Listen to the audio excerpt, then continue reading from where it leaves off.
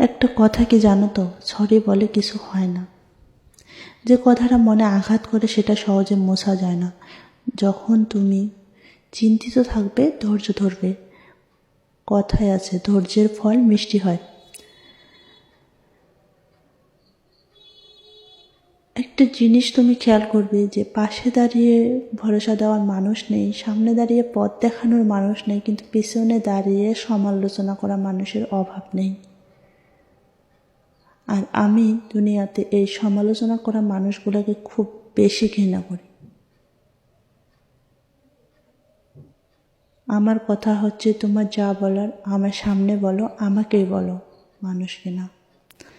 আর একটা কথা, যে একটা মানুষ কখনো সবার ভালো হতে পারে না, ভালো হবে না। কারণ আমি একটা মানুষ সবার কাছে আমি একভাবে প্রেজেন্ট করতে তো পারবো না, সেটা আমি হই বা আপনি হন। তো এটা বলবো না যে আমি আমার ওপিনিয়ন থেকে বলবো, যেহেতু আমি কারো কাছে একরকমভাবে ভালো হতে পারবো না, তাই আমি আমার যেটাতে কমফোর্টেবল মনে হবে, আমার যেটা ইচ্ছা করবে আমি সেটাই করব। কে কী ভাবলো, কে কী বললো, এটা নিয়ে ভাবার আমি প্রয়োজন মনে করি না। কারণ পৃথিবীতে প্রয়োজন ছাড়া কেউ কারো আপনেই হয় না।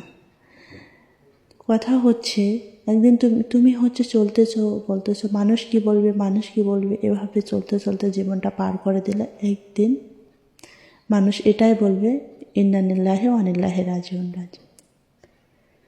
তো এই কথাটা বলার আগে তুমি তোমার লাইফটাকে তোমার মতো করে সাজাও।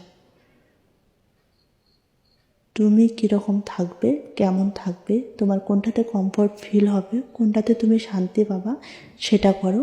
ভালো থাকো, সুস্থ থাকো। পরবর্তী ভিডিওতে আবার দেখা হবে। আল্লাহ হাফেজ।